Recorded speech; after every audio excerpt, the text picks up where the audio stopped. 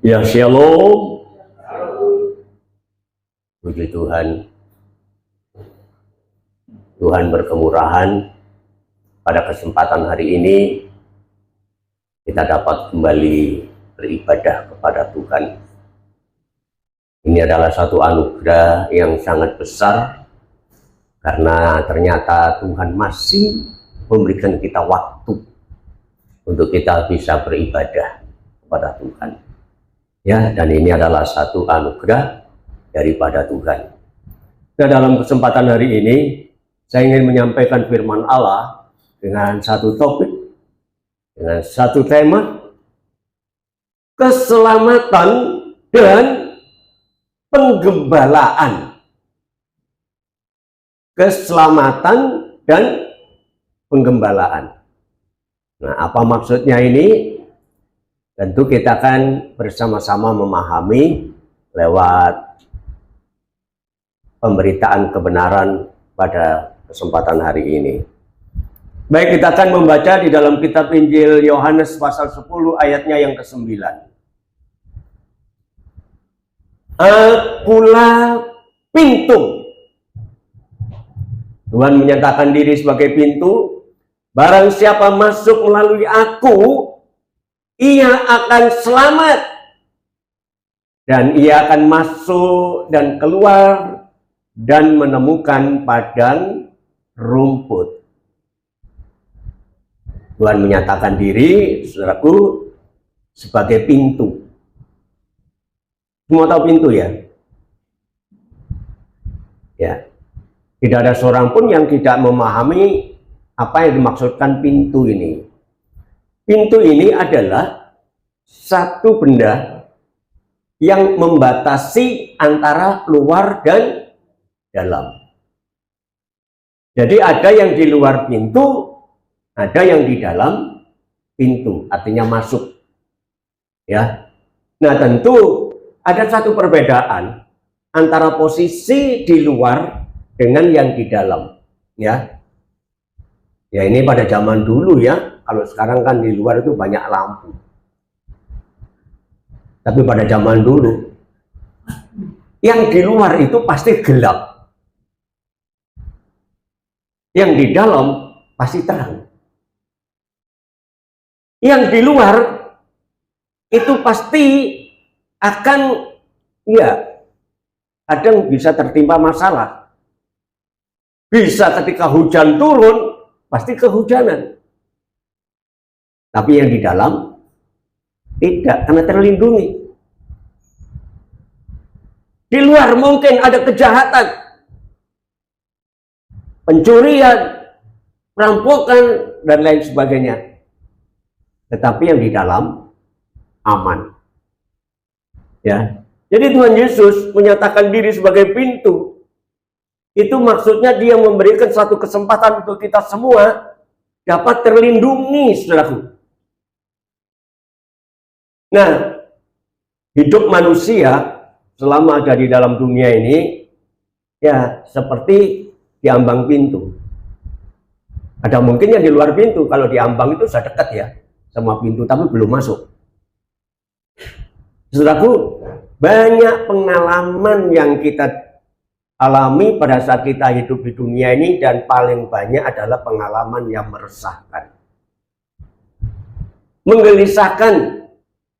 Memang bisa senang sebentar saja, tapi kemudian terjadi kasus, terjadi masalah. Nah, inilah hidup di dalam dunia, bahwa kita senantiasa ya banyak mengalami banyak hal yang tidak menyenangkan. Ya, kebahagiaan itu hanya sesaat saja kita nikmati. Ya, penderitaan silih berganti. Baik yang berkenaan dengan fisik, badan, maupun yang batin. Badannya sehat, tapi batinnya nelongso. Ayo. Kadang-kadang kan ditutupi kan. Hubungan suami istri, kadang-kadang, waduh, sangat beban berat. Tapi di luar, di tengah-tengah masyarakat, seakan-akan aman sentosa, padahal hatinya bermasalah. Ini keadaan manusia di dunia ini. Ya, penderitaan itu silih berganti dan pada ujungnya mana? Mati. Ya. Nah, mengapa hal itu bisa terjadi, saudara? Ayo, saya ingin tahu saudara siapa yang tidak pernah mengalami kesedihan. Terganggu masalah ekonomi, sedih. Terganggu masalah kesehatan, sedih. Terganggu masalah lingkungan, sedih. Ya, mengapa hal itu bisa terjadi? Ya, kita memang tidak bisa memungkiri ya. Kita sudah tahu semua bahwa beban penderitaan itu terjadi karena dosa. Ya, kita sebagai orang Kristen pasti tahu itu. Ya, kalau orang di luar Kristen mungkin masih tanya-tanya, kenapa ya hidup saya kok seperti ini? Nah, tapi kita paham sudah. Hal itu bisa terjadi karena dosa. Manusia terus menerus menderita. Kenapa? Sejak dosa itu masuk, Allah berfirman kepada manusia, dengan berpeluh, engkau akan makan rezekimu. Ya, onak dan duri yang kamu temukan, kamu dapatkan, sampai engkau kembali kepada tanah.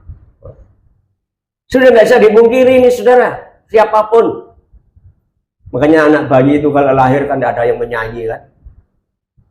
Ayo, saudara lihat anak bayi menyanyi, begitu lahir menyanyi, nangis pasti. Karena dia berpikir, kenapa aku harus lahir di dunia ya? Karena dunia ini susah.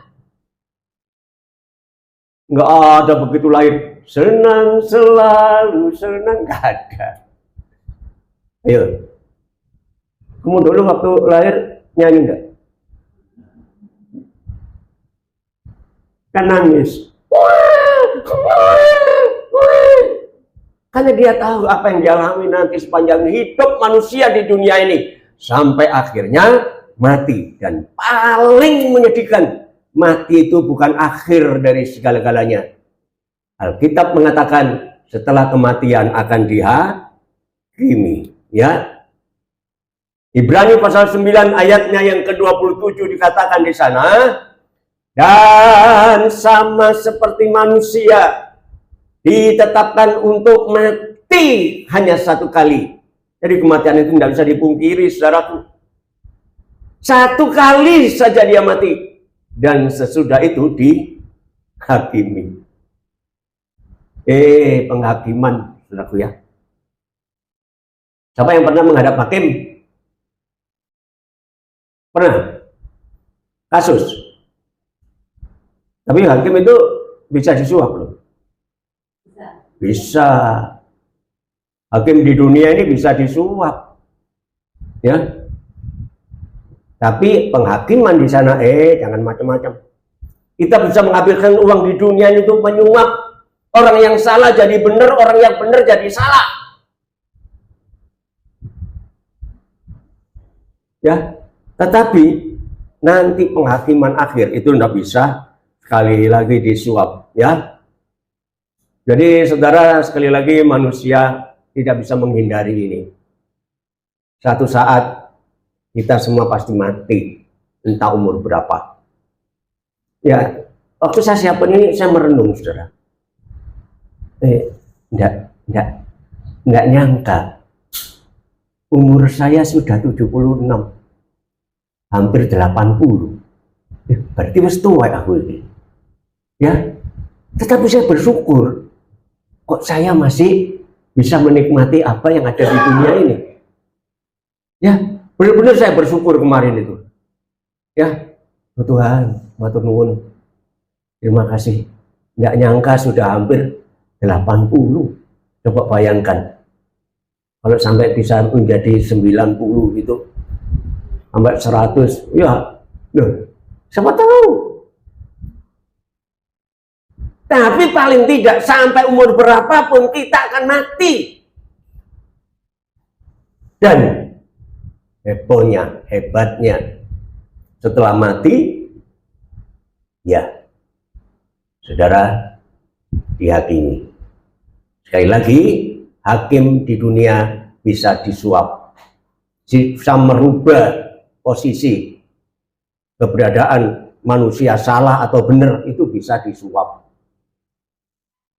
Tapi Allah tidak bisa disuap, dan semua pasti mati. Dan sesudah mati pasti dihakimi. Sudah mau lari kemana sekarang? Apa kebanggaan kita sekarang? Saudara, tetapi yang satu hal yang sangat membuat kita bersyukur, bahwa ada satu sosok yang begitu luar biasa, itulah Tuhan Yesus Kristus. Nah, Ibrani pasal 9 ayat yang ke-28, di situ dikatakan, demikian pula Kristus hanya satu kali saja mengorbankan dirinya untuk menanggung dosa banyak orang. Nggak pilih kasih, banyak orang. Makanya itu dalam Yohanes pasal 3 ayat 16 kan dikatakan, karena demikianlah besarnya kasih karunia Allah, sehingga dia menyerahkan anaknya yang tunggal, supaya ya semua bangsa diselamatkan. Karena demikian besarnya kasih Allah kepada dunia ini. Jadi Allah sebenarnya tidak pilih kasih loh. Ya, nggak orang kaya saja yang diselamatkan, orang ganteng, orang cantik saja diselamatkan. Ya, yang elek-elek masuk surga, masuk neraka semua. Enggak. Untungnya kita tidak ada yang elek ya di sini ya. Oh, ganteng-ganteng, cantik-cantik, luar biasa. Ya, tapi masuk surga enggak? Itu masalahnya. Nah, tetapi di sini kita memperhatikan, saudaraku, betapa luar biasanya kasih Allah sehingga Kristus mati untuk kita. Ya, dan menanggung dosa tidak satu orang, dua orang, tetapi banyak orang. Nah, sesudah itu ia akan menyatakan dirinya sekali lagi tanpa menanggung dosa untuk menganugerahkan. Menganugerahkan itu memberikan pemberian yang sangat luar biasa, namanya anugerah. Menganugerahkan keselamatan kepada mereka, siapa? Yang menantikan Dia. Saudara, disinilah bulan menjadi penghiburan bagi kita. Ya, dosa boleh ada, sakit boleh datang, kesedihan boleh menimpa, sampai mati pun. Tapi ujungnya, saudara, Alkitab mengatakan Kristus telah menyelamatkan kita. Itulah sebabnya bahagianya jadi orang Kristen itu, saudara. Ya, satu hal yang sangat bodoh kalau kemudian ada orang Kristen itu tak acuh terhadap keselamatan. Ya, perjuangan saudara datang untuk beribadah itu bukan hal kecil di hadapan Tuhan. Ya, kemarin saya lagi di mobil bersama dengan keluarga, bincang-bincang juga masalah jemaat. Ya, jemaat di tempat kita ini luar biasa. Yang jauh pun dari Sidoarjo datang, dari Pandoko datang. Coba kalau tidak jauh pindah ke tempat lain. Ya. Dan untuk datang ke sini satu perjuangan, saudara. Dan apa saudara pikir perjuangan itu tidak diperhatikan oleh Tuhan? Itu kenapa saudara bisa datang ke sini? Itu kebanggaan sebenarnya. Karena kita memiliki juru selamat. Tapi itu ya peringatkan mereka yang acuh-acuh terhadap ibadah. Ya. Setannya koper baru ibadah. Ya. Kalau setannya tidak koper, tidak ibadah. Padahal di rumah yang nganggur kadang-kadang. Ya. Jadi saudaraku yang kekasih, Tuhan Yesus datang ke dalam dunia ini untuk menanggung beban kita. Ya, beban di dunia ini bukan enteng, beban yang berat. Betul. Seperti tadi yang saya sampaikan bahwa masalah banyak terjadi sampai kepada akhirnya mati dan mati dihakimi. Tetapi justru Tuhan berkemurahan. Itu yang sangat luar biasa, saudaraku ya. Nah, di dalam Matius pasal 11 ayatnya yang ke-28, di situ dikatakan, marilah kepadaku, monggo, maju madep, ya. Marilah kepadaku semua yang merasa letih, lesu dan berbeban berat, aku akan memberikan kelegaan. Saudara, ini Tuhan loh. Marilah kepadaku, kamu sekalian yang bermasalah, yang berbeban berat ya. Bukan berarti jalannya tertutup, ada jalan keluar. Marilah kepadaku, tinggal mau nggak diundang. Ya kan? Kadang-kadang kan kita menyempelekan undangan. Ini undangan yang sangat dahsyat dari Tuhan sendiri. Marilah kepadaku. Semua yang merasa letih, lesu, dan memiliki beban yang sangat berat, aku akan memberikan kelegaan kepadamu. Kelegaan itu apa, saudaraku? Hati yang tentrem. Hati yang marem. Ya, lagi sehingga kalau hati ini marem kan kelihatan wajah ya, karena dari hati ini menampilkan wajah. Hati yang gembira membuat wajah berseri-seri. Tapi kalau merengut, itu berarti belum menikmati panggilan Tuhan. Ya, ayo saya lihat di sini ada yang merengut enggak? Nah, mesemi makso ya. Enggak, saudara, benar, saudara. Orang Kristen itu seharusnya selalu bersuka cita. Karena dia sudah memiliki pengharapan. Tuhan Yesus mengundang kita, mari kepadaku sekalian yang letih lesu dan berbeban berat, aku akan memberikan kelegaan kepadamu. Nah, masalahnya sekarang, bagaimana caranya Tuhan Yesus itu mengangkat beban kita? Itu bagaimana? Ya. Ya apa caranya ya Tuhan mengangkat? Nah, di sini kita akan memperhatikan yang pertama, dia menyediakan keselamatan. Yang kedua, dia menyediakan penggembalaan. Nah, menyediakan keselamatan pertama, menyediakan penggembalaan. Kata menyediakan ini apa, saudara? Mempersiapkan. Artinya menyediakan itu memberikan apa ya? Sudah ada, disediakan. Nah, satu misal tiap pagi tahu-tahu ibu gembala itu mesti bawa piring isinya nasi. Sudah disiapkan untuk sarapan saya pagi, saudara. Ya. Karena saya ini kan makan rada rewel. Siapkan. Ditaruh. Disiapkan. Sudah disiapkan. Tinggal saya mau makan atau tidak. Nah, di sini saudara letaknya. Tinggal pribadi yang telah diperhatikan itu mau menghargai persiapan itu atau tidak.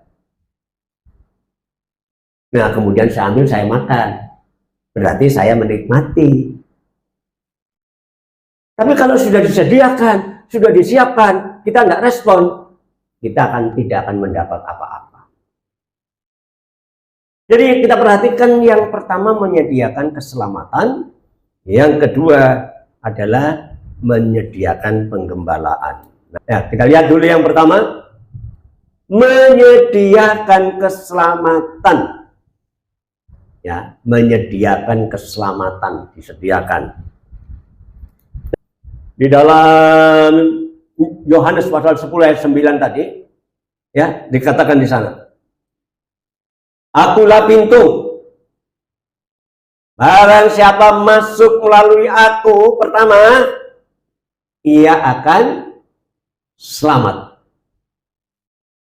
Tadi Tuhan mengatakan dirinya pintu. Ada yang di luar pintu, Tapi ada yang di dalam pintu. Yang di luar pasti terjadi masalah, terjadi kasus, terjadi masalah apapun, ya. Tetapi yang di dalam pasti aman. Akulah pintu. Barang siapa yang masuk melalui aku, ia akan selamat. Saudara yakin selamat enggak ya? Yakin? Karena saudara sudah di dalam pintu, bukan di luar pintu. Dan yang di luar pintu artinya yang tidak mengambil kesempatan untuk memanfaatkan penyediaan itu tadi, dia tetap di luar pintu. Ya, siapa yang di luar pintu dia pasti akan binasa. Tetapi yang di dalam pintu Tuhan katakan, barang siapa masuk melalui aku, dia akan selamat. Ini yang pertama tadi ya, dalam Yohanes pasal 10 ayat 9. Apa artinya keselamatan, saudara? Keselamatan itu artinya dari kata dasar selamat, lolos, luput, ya, terhindar. Itu namanya selamat. Coba kadang-kadang kan kita cerita, aduh selamat aku mau ketabrak motor. Coba. Ya, kemarin saja waktu saya di Mer, tahu ada sepeda motor ditendang sepeda motor dari belakang begitu kerasnya sampai sedemikian rupa. Kaget saya. Wih, kenapa bisa begitu, saudara? Ya memang karena tidak hati-hati ya, atau mungkin satu remnya belum. Tapi yang disalahkan mobil yang di depan yang lagi putar balik itu, padahal masih jauh. Saudara, keselamatan itu bukan masalah perkara duniawi. Kalau masalah duniawi kita bisa menghindari, ya, kita bisa menghindar. Wih, banjir masuk rumah, ya. Wih, ada kebakaran, kita lari, loh itu bisa. Tapi yang keselamatan yang maksudkan di sini itu adalah keselamatan bebas dari penghakiman, bebas dari hukuman yang akan datang. Ini maksudnya, ya, keselamatan. Nah, Tuhan Yesus menjamin keselamatan kita. Marilah datang kepadaku. Barang siapa masuk melalui aku, dia akan selamat. Dia akan selamat. Ini jaminan, saudaraku ya. Dan keselamatan sekali lagi karena itu jaminan daripada Tuhan, itu bukan dari hasil usaha kita bisa selamat. Seringkali kita sombong, aku selamat. Ya karena apa? Berbuat baik, hidup beragama. Tidak. Orang yang berbuat baik belum tentu, saudaraku ya.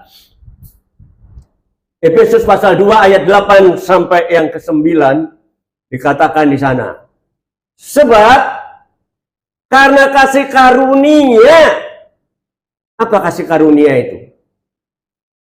Pemberian cuma-cuma, saudara. Ya. Itu karena kasih karunia kamu diselamatkan oleh iman tatkala kita percaya dan mau datang kepada Tuhan. Dan itu bukan hasil usahamu, tetapi pemberian Allah. Saudara, keselamatan itu bukan dari hasil rekayasa kita untuk kita bisa masuk surga. Aduh, dengan berbuat baik, khusus, aktif ya, kusuk ya, dalam beribadah, tidak pernah terlambat beribadah. Itu tidak akan menyelamatkan kita. Karena ternyata hanya kasih karunia, ya, pemberian cuma-cuma dari Allah. Itulah saudaraku, ya, yang menjamin keselamatan kita. Dan kasih karunia itu datang bukan tanpa dasar. Karena dikatakan di situ, sebab karena kasih karunia kamu diselamatkan oleh iman. Tatkala kita percaya. Sampai kapanpun kasih karunia itu datang sebesar apapun, kita tidak akan pernah nikmati kalau kita tidak percaya. Jelas di sini modalnya hanya satu. Ya, bukan dari hasil usahamu, tetapi karena kamu percaya. Haleluya. Dan itu bukan hasil pekerjaanmu, sehingga jangan ada orang yang menyombongkan diri, memegahkan diri. Lihat, selamat sekarang dengan usahaku sendiri. Aku tidak pernah absen ibadah. Aku selalu berbuat baik, kasih sedekah kemana-mana, membantu yatim piatu, membantu orang jompo. Tidak akan selamat. Itu hanya kebaikan yang kadang bisa mendatangkan pujian dari manusia. Oh, Bapak itu loh Roman ya, Bapak itu loh apa Roman itu ya? Tidak pelit. Tidak pelit. Ya, nggak pelit, juga membagi. Iya. Nah, itu. Saya kadang-kadang ngomong sendiri ya lah, nggak ngerti arti ini. Roman ngerti tapi nggak ngerti. Nggak tahu itu bahasa Jawa kan, Roman. Nama saya. Oh, nama. Iya. Nama saya Pramono Loman. Oh. Di Jakarta saya Pramono Loman. Pramono Loman ya. Iya. Tapi nggak Loman. Loman saya. Oh, Loman. Iya. Oh, iya. Pakai nama saya Loman. Ya, itu saudara. Ya. Jadi, suka memberi sedekah dan lain sebagainya, tapi itu tidak menjamin keselamatan. Karena keselamatan itu hanya anugerah. Kasih karunia Allah, bukan hasil perbuatan kita, bukan hasil pekerjaan kita. Dan sebab itu jangan ada orang yang sombong. Karena Allah sebenarnya benci sama orang yang sombong itu. Tapi mengasihi orang yang rendah hati. Haleluya. Ya, sekali lagi keselamatan itu munculnya karena anugerah. Dan anugerah itu bisa sampai kepada siapapun kalau mereka percaya. Haleluya. Nah, kita akan membaca Roma pasal 10 ayat 9 dan yang ke-10. Sebab jika pertama kamu mengaku dengan mulutmu, mengaku pasti dengan mulut ya, bahwa Yesus itu adalah Tuhan. Sebab banyak orang nggak percaya Yesus itu Tuhan. Dan kemudian percaya di dalam hatimu. Nah, mengaku dengan mulut, percaya dalam hati bahwa Allah telah membangkitkan dia dari antara orang mati, maka kamu akan diselamatkan. Sudah, nggak bisa dibantah ini saudara. Ya. Karena dengan hati orang percaya dan dibenarkan. Jadi kalau hati kita percaya kepada Tuhan, kita sudah menjadi orang benar. Dan dengan mulut orang mengaku bahwa Yesus itu adalah Tuhan, maka dia akan diselamatkan. Luar biasa. Kuncinya gampang ya. Untuk bisa kita menjadi orang yang diselamatkan, pertama yakin di dalam hati. Dan yang kedua, mengaku dengan mulut kita. Ya, haleluya. Kenapa saudara harus kita akui? Karena keselamatan itu tidak ada di tempat yang lain. Ayo saudara cari sampai dimanapun, tidak ada. Karena Alkitab sendiri menyatakan keselamatan itu hanya di dalam Yesus. Kisah Rasul pasal 4 ayatnya yang ke-12. Dan keselamatan tidak ada di dalam siapapun juga selain di dalam Dia. Keselamatan tidak ada di tempat lain selain di dalam Yesus. Bapak itu saudara tidak rugi, saudara percaya sama Yesus. Karena keselamatan itu tunggal, satu, dan satu-satunya adalah jalan dengan percaya kepada Yesus. Karena di bawah kolong langit ini tidak ada nama lain yang diberikan kepada manusia yang oleh nama itu kita diselamatkan. Saudara, tidak ada nama lain di dunia ini yang memberikan keselamatan kecuali di dalam Yesus Kristus. Dasar. Begitu kita bersyukur, saudara, sekali lagi kita bersyukur ya, bahwa kita percaya dan sampai hari ini kita tetap percaya.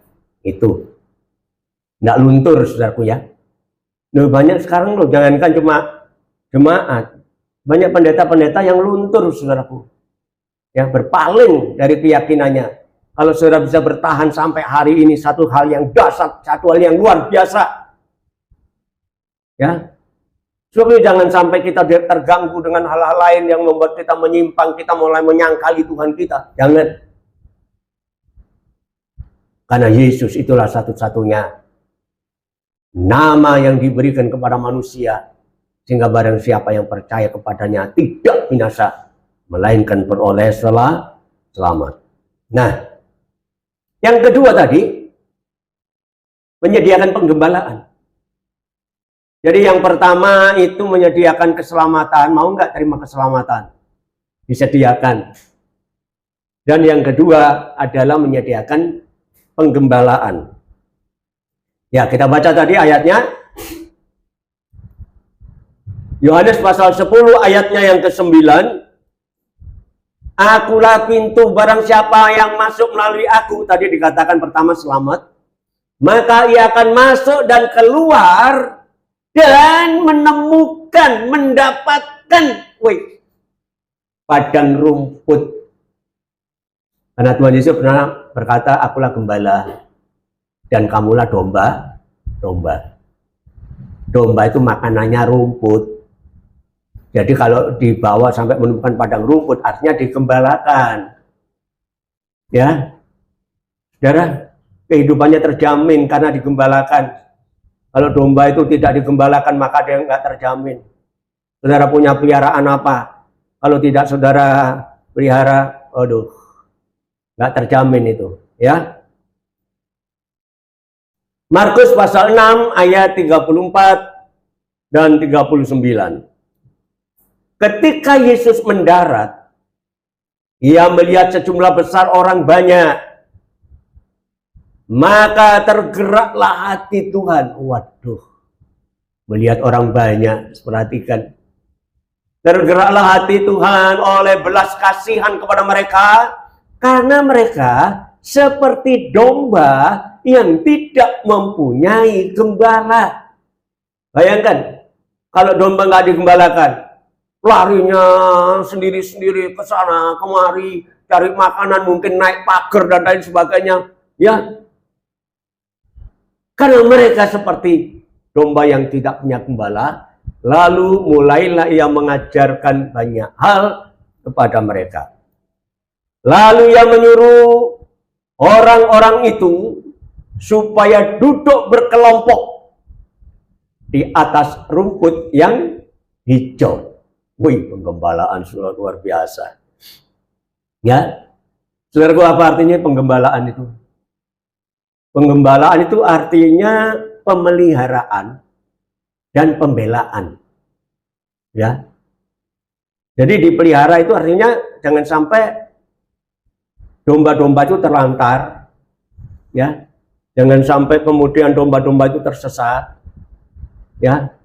Dan kalau ada musuhnya yang mau mengganggu atau ya mau menerkam dia, maka itu dibela. Sama seperti Daud waktu dia bersaksi di depan Raja Saul, dia mengatakan diri aku seorang gembala. Ketika ada ya beruang dan singa menerkam domba saya pegang janggutnya masing-masing, dua hewan pegang, langsung dikeprukkan ini ya. Udah ya, dikeprukkan begitu rupa, mati dua-duanya ya. Jadi seorang gembala itu memelihara ya, membela ya. Dan hebatnya pembelaan Tuhan sebenarnya bukan nanti kalau di surga saja, saudara. Ternyata setiap orang percaya selagi hidup di dalam dunia ini juga digembalakan oleh Tuhan. Nah, saudara merasa tidak digembalakan oleh Tuhan? Atau saudara seperti binatang liar, semau-mauku, Suka-sukaku Tuhan, suka-sukaku Tuhan, semau gue. Saudara, banyak orang Kristen kadang-kadang nggak mau digembalakan loh. Ya, di satu gereja itu kan digembalakan. Lari ke sana kemari, gereja sana, gereja situ, ya. Itu kan gembalaku Tuhan, iya betul. Tetapi di dalam dunia ini ada yang diberi tanggung jawab untuk menggembalakan. Nah, mau nggak digembalakan? Nah, tapi bersyukurnya di tempat ini semua mau digembalakan, ya. Akhirnya diarahkan, dipimpin dan lain sebagainya. Dan saudaraku yang kekasih, kalau digembalakan, kalau merasa diri digembalakan oleh Tuhan, saudara lihat pengalaman Daud, ya. Di dalam Mazmur pasal 23 ayat 1 sampai 6. Katakan di situ Mazmur Daud. Tuhan adalah gembalaku, aku tidak akan pernah kekurangan. Waduh. Kesaksian dari Daud, seorang raja. Walaupun dia seorang raja bukan berarti dia berjalan melangkah dengan kemampuannya, wibawanya sebagai raja, tetapi sebagai domba yang taat kepada gembala. Sampai dia begitu bersaksi, Tuhan adalah gembalaku, dan karena dia adalah gembalaku maka aku tidak akan pernah kekurangan.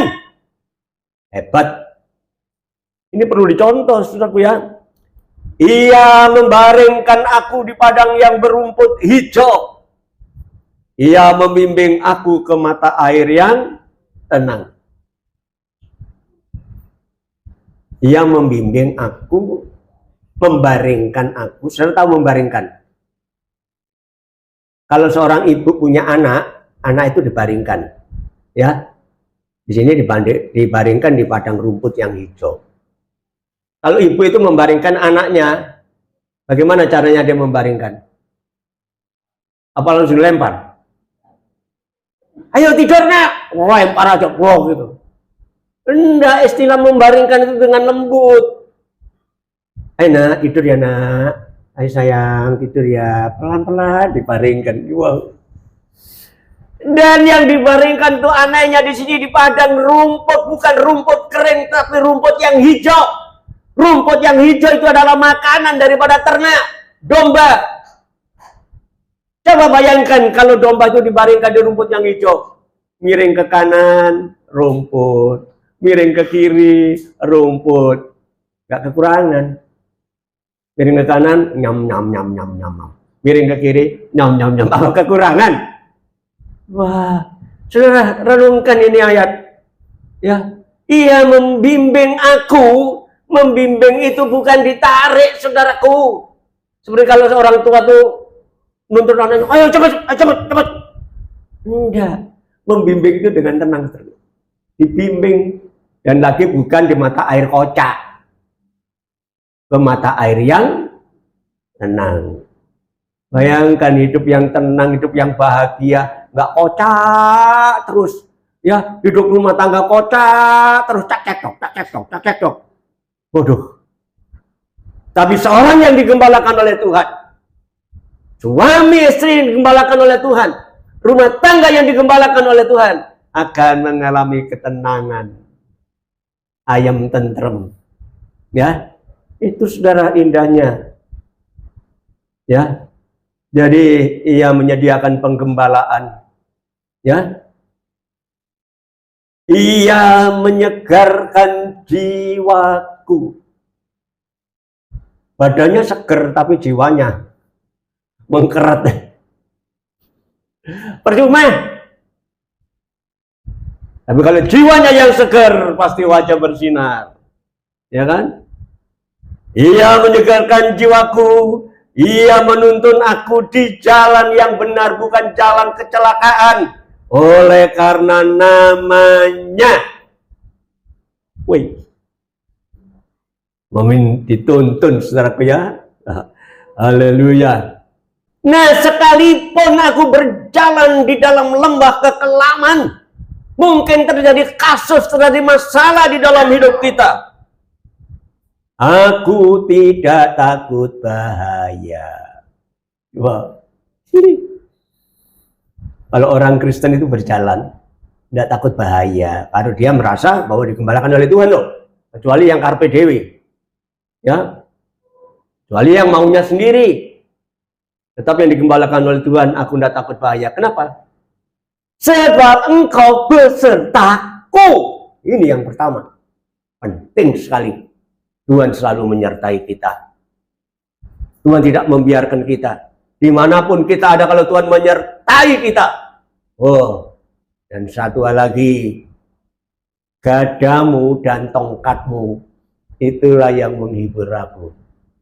Kalau domba itu melihat gembala bawa tongkat dan gada, aduh, ayam. Pasti aman kan? Coba kalau ada musuh, wih, langsung gada itu di cepet, ayo musuh pergi. Andai kata ini terjerumus, ada domba yang terjerumus, saudara lihat tongkatnya itu tidak tongkat panjang gini, tapi tongkat itu ada lengkungannya, kan? Melengkung untuk apa? Untuk bentel. Kalau ada yang kecemplung itu bentel ini. Ayo ditarik, lolos lagi. Ya. Jadi saudaraku, sampai Daud seorang raja yang sukses, tapi dia tidak pernah merasa kesuksesan itu dari dirinya sendiri, dari Tuhan. Ya. Sekalipun aku berjalan dalam lembah kekelaman, dalam kondisi yang tidak menyenangkan, aku tidak pernah takut bahaya. Sebab engkau besertaku. Gadamu dan tongkatmu itulah yang menghibur aku. Engkau menyediakan hidangan bagiku di hadapan lawanku. Wih, ngadepi musuh tuh. Masih sempat kasih makan oleh Tuhan. Yuk. Saudara, kalau saudara punya musuh, masih suka makan nggak? Ayo, ada kasus. Suka makan? Kadang-kadang makan sudah nggak selera. Tapi justru di sini, di depan musuh, Tuhan menyediakan makanan. Waduh. Dan engkau mengurapi kepalaku dengan minyak, dan pialaku penuh melimpah. Ya, ada pengurapan dari Tuhan. Dan piala keselamatan itu telah menjadi bagiannya. Haleluya. Satu hal lagi yang indah. Kebajikan, hal-hal yang baik, dan kemurahan belaka. Tok. Belaka itu tok kan? Kebajikan dan kemurahan tok. Artinya sudah ada lagi. Tok, ya itu sudah. Kebajikan dan kemurahan belaka akan mengikuti aku. Kapan? Sepanjang umur hidupku. Aduh. Sepanjang umur, saudara. Tuhan menyertai. Sepanjang perjalanan kita di dunia, Tuhan menyertai. Dan aku akan diam di dalam rumah Tuhan sepanjang masa. Aku nggak bolos untuk ibadah. Ya. Saudara hitung berapa kali bolos? Kalau saya sih setia, nggak pernah bolos di sini. Ya kan? Saya selalu ada soalnya. Ya, dalam arti di sini dia akan tetap setia beribadah kepada Tuhan. Luar biasa. Ya, digembalakan oleh Tuhan sampai tahu bersaksi sedemikian rupa bahwa keuntungan-keuntungan dia nikmati selama hidupnya digembalakan oleh Tuhan. Nggak akan rugi, saudara. Ya. Nah, sekarang masalahnya apakah semua bisa menikmati? Ayo. Banyak orang Kristen bisa menikmati loh keselamatan dan penggembalaan dari Tuhan. Nggak bisa.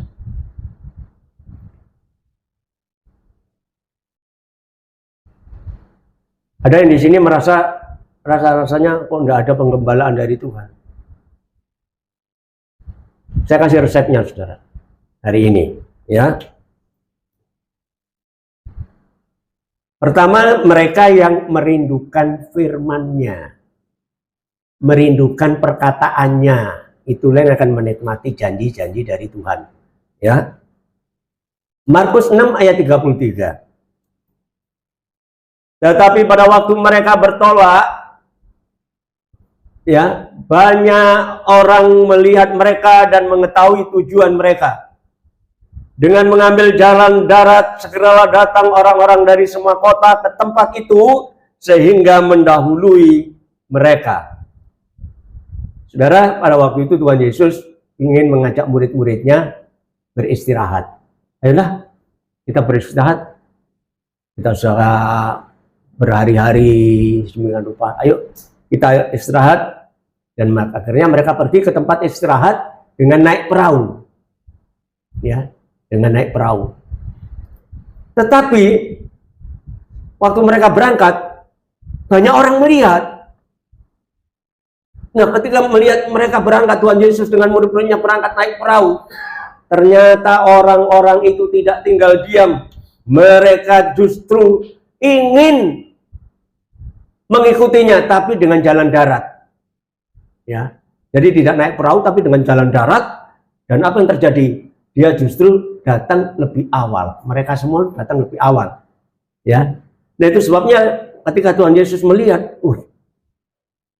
kasihan mereka ya, seperti domba tanpa gembala. Ya, nah itu sebabnya dalam Markus pasal 34, Markus pasal 6 ayat 34. Ketika Yesus mendarat, ia melihat sejumlah besar orang banyak, maka tergeraklah hatinya oleh belas kasihan kepada mereka, karena mereka seperti domba yang tidak mempunyai gembala. Lalu mulailah ia mengajarkan banyak hal. Ini ketika mereka datang, apa yang dikerjakan oleh Tuhan? Tuhan mengajarkan firman-Nya. Jadi siapa yang bisa menikmati penyediaan dari Tuhan, keselamatan dan penggembalaan itu? Yang pertama adalah orang yang merindukan firman-Nya. Saudara datang ke sini, ini apa yang dicari kira-kira? Memang persahabatan penting, persekutuan penting. Tapi terutama apa yang saudara cari? Dengar firman Allah? Atau yang lain? Nah, orang banyak itu mencari Tuhan karena ingin mendengar firman-Nya. Dan Tuhan tahu kebutuhannya, maka kemudian Tuhan mengajarkan kepada mereka. Ya. Jadi kebutuhan dicukupi oleh Tuhan. Mereka butuh firman Allah. Karena mereka mungkin sudah menikmati kebenaran-kebenaran firman, ajaran daripada Tuhan. Maka dia selalu mencari, ingin mendengar. Dan Tuhan tahu kebutuhannya, maka kemudian Tuhan mengajarkan. Tapi tidak sekedar ingin mendengar firman-Nya, kalau kita ingin bahagia di dalam hidup ini. Ya. Dan yang kedua, memelihara atau melakukan firman. Ketika diperintahkan oleh Tuhan duduk, ya, berkelompok, maka ia menyuruh orang-orang itu supaya mereka duduk berkelompok-kelompok di atas rumput yang hijau. Sekali lagi, saudara, rumput yang hijau. Haleluya. Apa yang dikerjakan oleh mereka? Maka duduklah mereka berkelompok-kelompok. Ada yang 100, ada yang 50 orang. Jadi ketika mereka diperintahkan duduk berkelompok, dia mau mengajarkan firman-Nya kepada mereka. Ternyata mereka nurut, saudara. Ya. Mereka rajin, mereka mendengar dengan setia firman-Nya. Jadi siapa yang bisa menikmati keselamatan dan penggembalaan? Selagi di dunia ini juga kita bisa menikmatinya. Yang pertama adalah orang yang rindu mendengar firman-Nya. Jadi kalau saudara datang ke sini karena dengar firman Allah, itulah hal yang paling benar di hadapan Allah, ya. Dan apa ketika mereka sudah nurut seperti itu, apa yang terjadi, saudaraku? Mereka berkelompok, ada yang 100, ada yang 50, dan akhirnya jumlahnya semua 5.000 orang laki-laki saja. Belum terhitung perempuan dan anak-anak. dan mujizat terjadi. Tuhan memberi makan mereka semua. 5.000 orang dikasih makan dan tidak ada yang kekurangan, malah lebih 12 bakul. Tapi sebenarnya kita tidak perlu khawatir, saudaraku, apa yang kita makan, kita minum, kita pakai, selama kita ini tetap menghargai firman-Nya. Ya, Tuhan mengatakan jangan kamu khawatir tentang apa yang kamu makan, kamu minum, kamu pakai. Semua itu dicari oleh bangsa-bangsa yang tidak mengenal Allah. Artinya yang tidak mengenal aku, karena Yesus dan Allah adalah satu. Tidak mau percaya. Tetapi Bapakmu di surga itu ngerti kebutuhanmu. Saudara, mungkin suami tidak pernah ngerti kebutuhan istri, istri tidak pernah ngerti kebutuhan suami, orang tua tidak pernah ngerti kebutuhan anak. Tapi kalau mereka percaya kepada Tuhan, Tuhan katakan Bapakmu di surga ngerti kebutuhanmu. Aduh, enak enggak jadi orang percaya? Satu hal yang sangat dasar, itu belum tentu dimiliki orang-orang lain yang tidak percaya pada Tuhan. Tapi kita memiliki janji-janji yang sangat luar biasa. Ya. Kemudian yang kedua, tidak cukup mendengar. Kalau kita ingin menikmati penggembalaan Tuhan, ya. Dalam Lukas pasal 11 ayat yang ke-8, Tuhan berkata, tetapi Yesus berkata, yang berbahagia siapa?